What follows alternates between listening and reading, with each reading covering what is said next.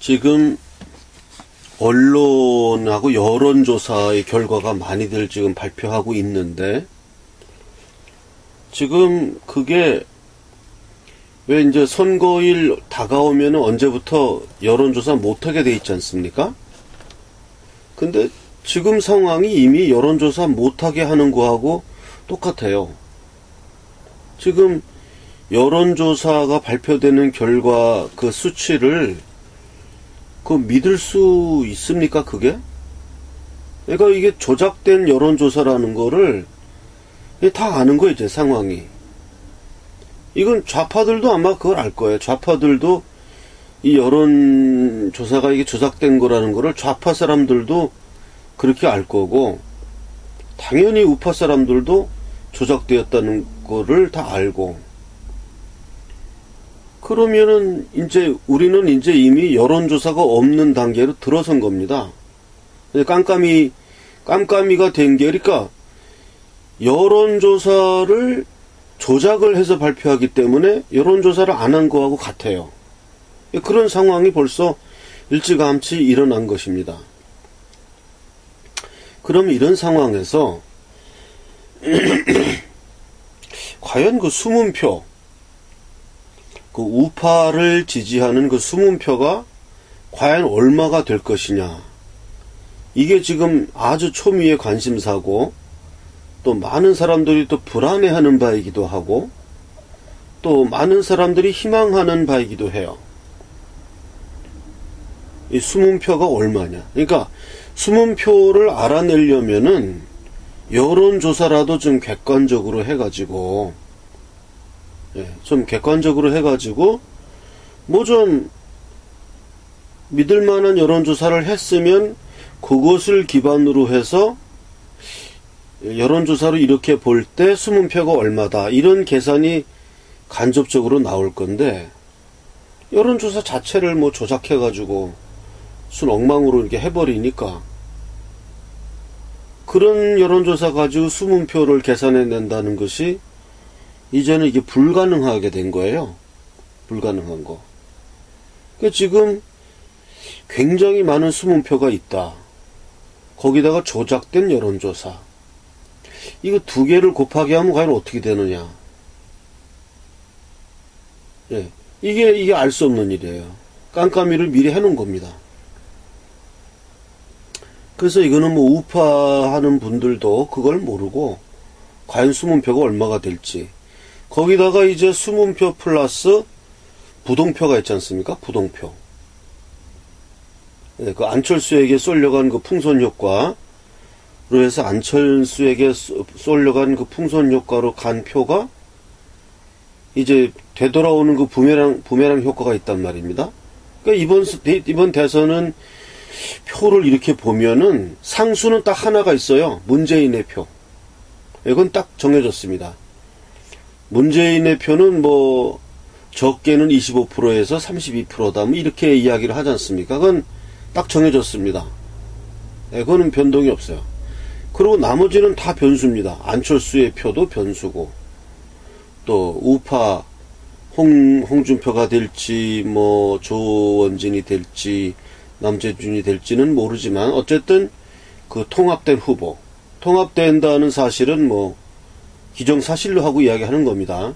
저는 통합이 안 된다면 뭐 이건 하나만한 선거고, 만약에 정말 이 세 후보가 통합을 안 한다, 그러면 제 의견은 차라리 그러면 모두 기권하는 게 나아요.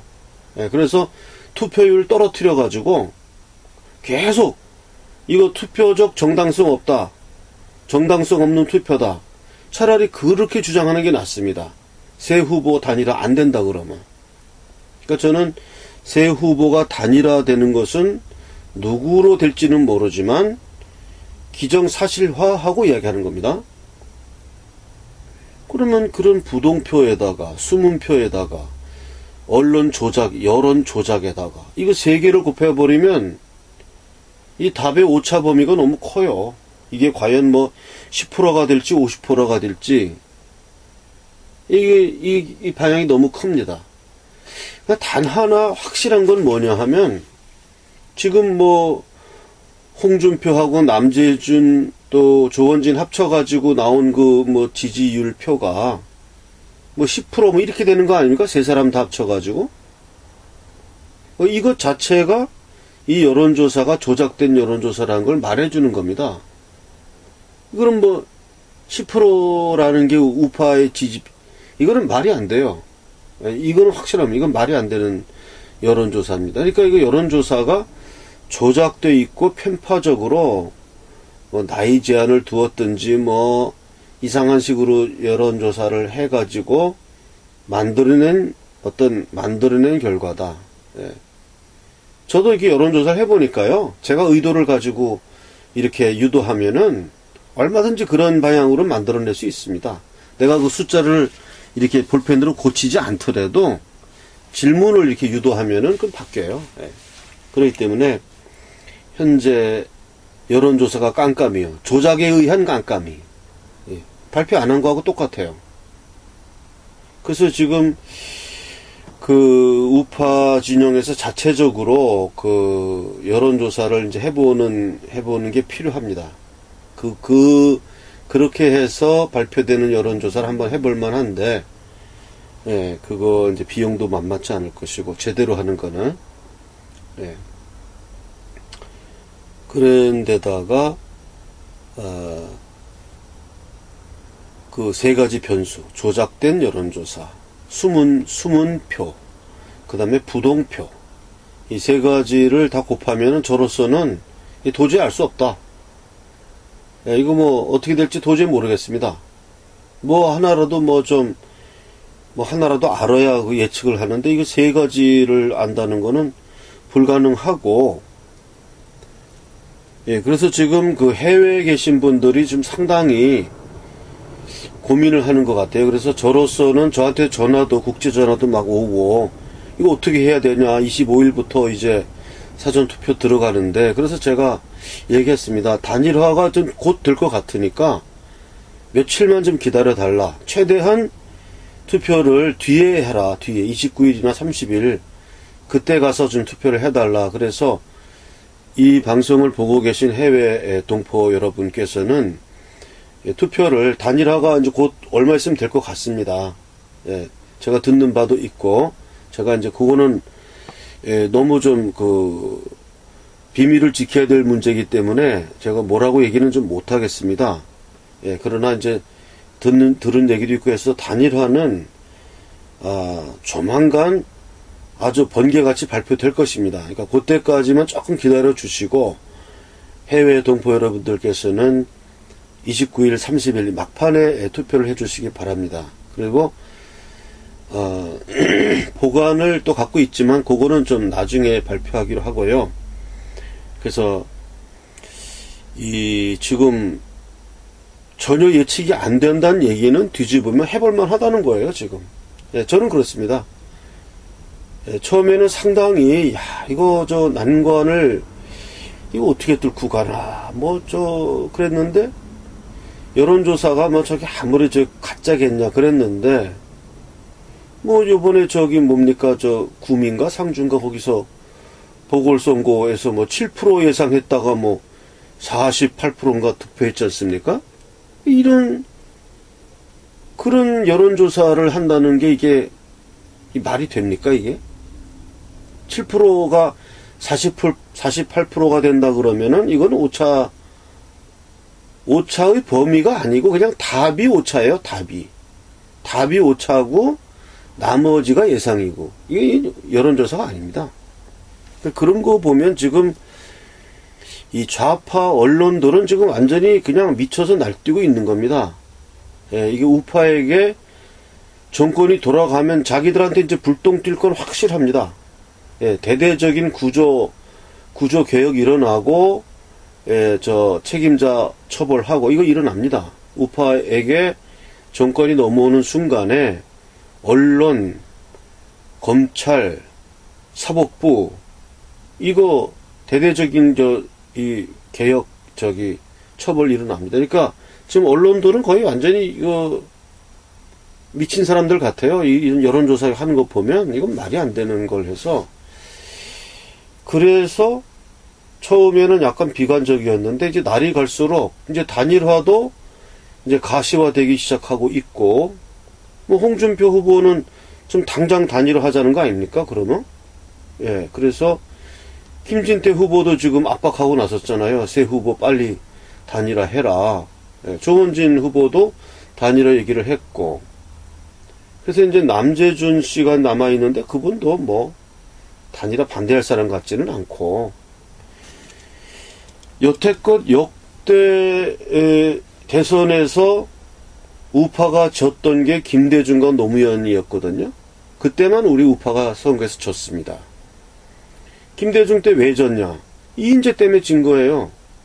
이인재가 뭐 경선 불복하고 나와가지고 단일화를 망가뜨려가지고, 이인재가 만약에 그때 안 나왔다 그랬으면 이겼죠. 예, 그랬으면 우파가 이겼습니다. 뭐 김대중이 아무리 뭐 DJP 뭐 연합했다고 해도 이인재가 그때 안 나왔다 그러면은 예, 우파가 이겼습니다. 그래서 이인재 씨는 사실 그때 그 역사적 책임을 져야 됩니다. 예, 그때 그 사건은 우리나라 그 역사의 흐름을 완전히 바꿔버린 장본인이거든요. 예, 그분은 뭐 물론 안보관 투철하고 다 좋은데 그때 우리 헌정사에 끼친 악영향은 정말 이거는 역사를 바꿔버린 거기 때문에 그분은 책임져야 됩니다. 책임져야 됩니다. 예. 그리고 이제 두 번째 우파가 실패했던 것이 정몽준과 노무현의 단일화였거든요. 그때도 뭐 단일화 안 되는 게 거의 기정사실화였는데, 정몽준 씨가 뭐 막판에 그거 했잖아요, 단일화.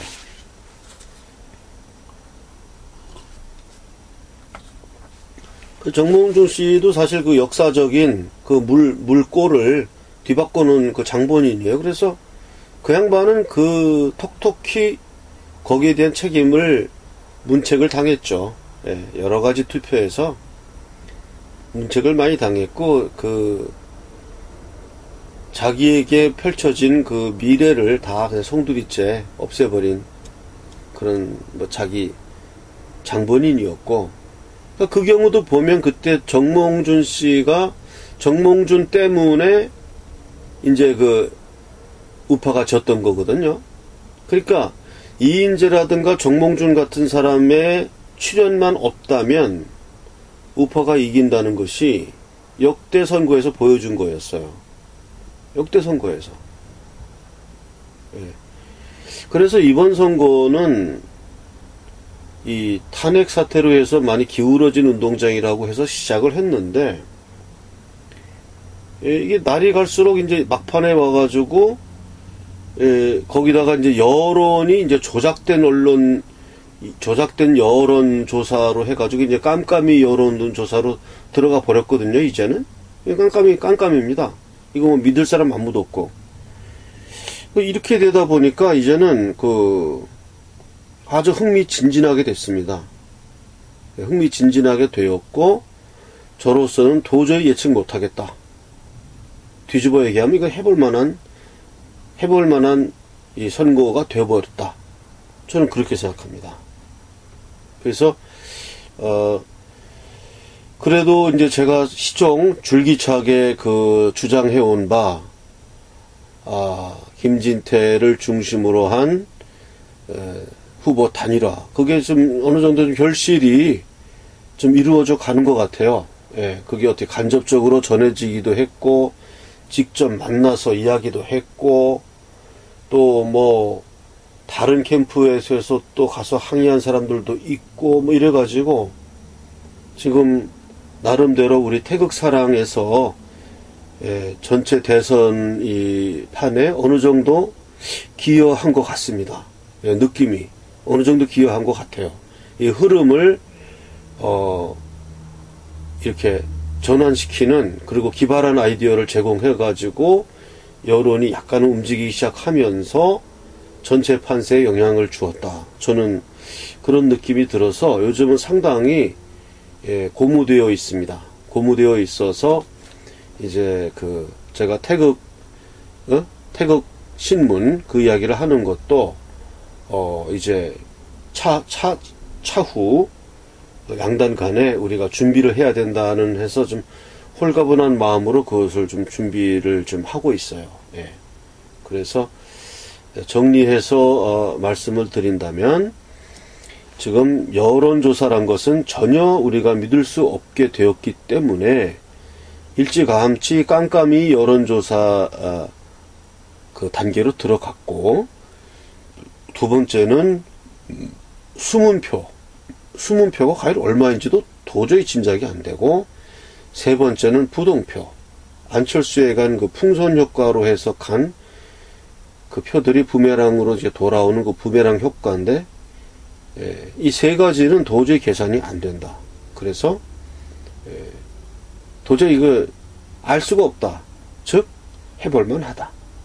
이게 현재까지의 판세 진단입니다.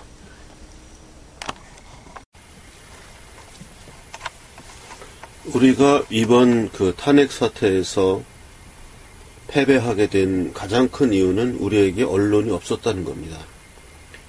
좌파 언론에 의해 가지고 조중동포, 거기다가 종편, 공중파 방송 모두 좌파가 장악해서 변변한 언론 하나 없이 우리는 속수무책으로 당했고, 그 결과 지금 박근혜 대통령이 구치소에서 지금 몸이 아파서 지금 미국에서 지금 인권보호 차원에서 지금 재수하겠다는 거 아닙니까? 이 지경까지 왔는데도 우리나라 언론에서는 그 보도조차 안 하고 있어요.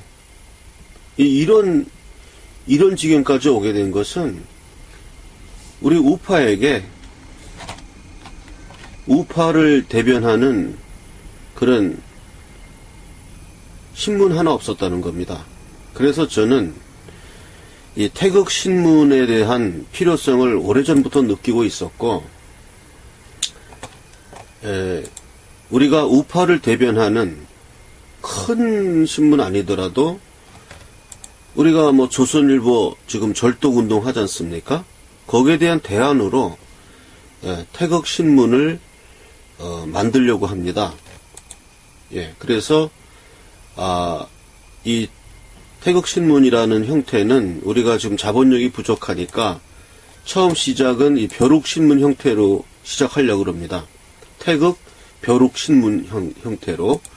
그래서 지역사회 단위로 해서 조그만 형태로 생활정보지 식으로 하면서 주간 형태로 발간을 하고, 다만 그 이제 경제신문지니까 뭐 전세방, 뭐 월세방, 뭐 자동차 중고 판매 이런 거 똑같습니다. 그렇게 하고 맨 끝에나 중간중간에 우리가 그 이념적인 우파의 이념을 대변하는 뭐 유명한 분들, 뭐 정규재라든지 윤창중이라든지 또는 이화영 목사님이라든지 그런 분에게는 또 신앙 칼럼도 부탁하고 해서 우리가 그 한 8, 90%는 생활정보지이면서 10%에서 20% 정도는 우리 우파의 할 이야기를 하는, 그리고 진실한 보도를 하는, 말하자면 지금 구치소에서 박근혜 대통령 근황 같은 거 이거 제대로 보도하는 그러한 신문을 우리가 있어야 되겠습니다. 그래서 이것을 처음에는 태극 벼룩 신문의 형태로 시작하고자 합니다. 자그맣게.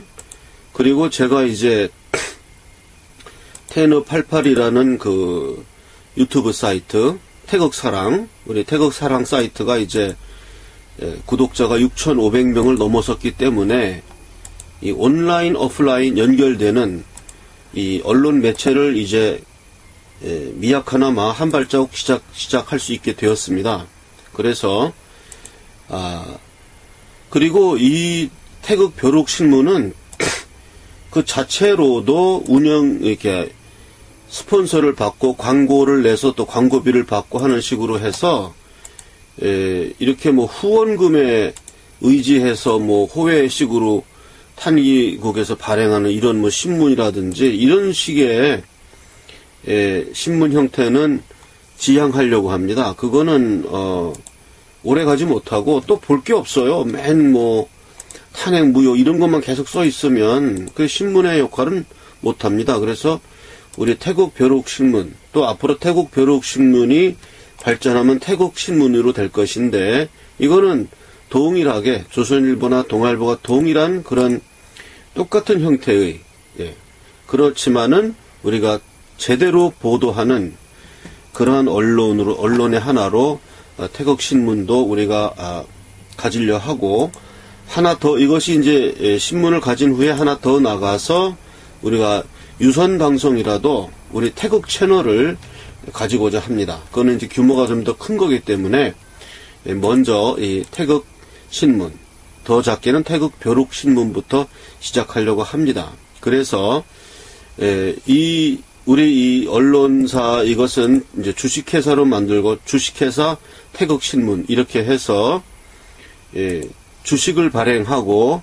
각자 국민주 형태로 각자 5만원이든 10만원이든 한 주당 5천원이면 10주면 5만원, 20주면 10만원 이렇게 소액 주주로 모아서 그 자금을 가지고 조그맣게 시작을 하고, 저는 아마 이게 영리도 상당히 될 거라고 저는 예상합니다. 또 제가 성악가이면서, 제가 성악가로 생계를 이어간 사람이 아니고 이런 경제활동을 나름대로 회사의 대표이사도 경험이 다 있고 이런 사람이기 때문에 이것을 경영할 수 있습니다. 그래서 이것 자체가 영리가 되는 그러한 언론사, 잡지사, 신문사로서 키워 나가려고 합니다. 그래서 이에 대한 주식 인환증을 발급하고 그 자금을 모아서 주식회사를 설립하고 거기에 대한 주주로 한 사람씩 다 등재해서 그 주주 명부가 우리 태극사랑운동의 조직 활동으로 하고자 합니다. 그래서 이에 대해서 동감하고 동참하고자 하는 분은 제가 오후 4시부터 9시까지는 그 대한문역 KFC에 제가 매일 출근하고 있으니까 월요일부터 금요일까지 언제든지 오셔서 여기에 대해서 동참해 주실 것을 광고합니다. 많은 참여 부탁하고, 다시는 우리가 정권을 유지하든 빼앗기든 정권을 유지한다면은 우리 우파의 입장을 대변하는 신문으로서, 정권을 빼앗긴다면 우리가 차기 정권을 찾아오는데 우리가 하나의 교두보로서 올바른 소리를 하는 그러한 저항단체로서 조직적인 활동을 하고자 제가 이것을 제안합니다. 이것은 저는 탄핵 사태 처음부터 이 생각을 했는데, 그 당시에는 제가 유튜브도 없었고 이렇게 힘이 없었습니다. 그래서 못했는데, 이제 그나마 제 유튜브 태극사랑이 이제 작게나마 이제 한 6,500명 구독자를 돌파해서 좀 있으면 한 10,000명을 돌파한다고 봅니다. 그러면 그 정도의 온라인의 힘이면은 오프라인과 결부시켜서 처음에는 어떠한 이렇게 국민 주식 형태로 시작하지만 곧바로 요것이 이제 발간되면서 영업이 되고 해서 아마 또 재테크의 수단도 될 수 있는 그런 주식 회사의 형태로 되고, 조금 더 이제 더 커진다면 이제 그 코스닥에 상장해야 되겠죠. 기업을 오픈하고 그런 단계로 나가려고 하니까 단순한 애국 활동의 측면도 있겠으나 하나의 재테크의 측면에서도 비상장 주식을 매입하는 그러한 게 되겠습니다. 그리고 제가 경영권 방어를 위한 이런 모든 방책을 또 세워 놓겠습니다. 이게 아무래도 공격을 받을 위험이 있으니까 제가 경영권 방어를 위해서 노력을 많이 하겠습니다. 거기에 대한 세부적인 사항을 대한문역 KFC 월요일에서 4시부터 9시까지 오시면 상세한 설명을 드리고 접수를 받도록 하겠습니다. 이상입니다. 그 계좌번호를 알려달라고 저한테 전화 오시는 분도 있어서 왜 그러나 그러니까 나이가 이제 들어서 이 화면에 번호가 잘 안 보인다는 거예요. 예, 그래서 말로 불러달라고 하셔서 아 내가 그 방송으로 말로 불러드려야 될 걸 그랬구나. 그래서 예, 새마을 금고입니다. 새마을 금고 3904-09-0139-429입니다. 다시 불러드립니다. 새마을 금고 3904-09-0139-429입니다.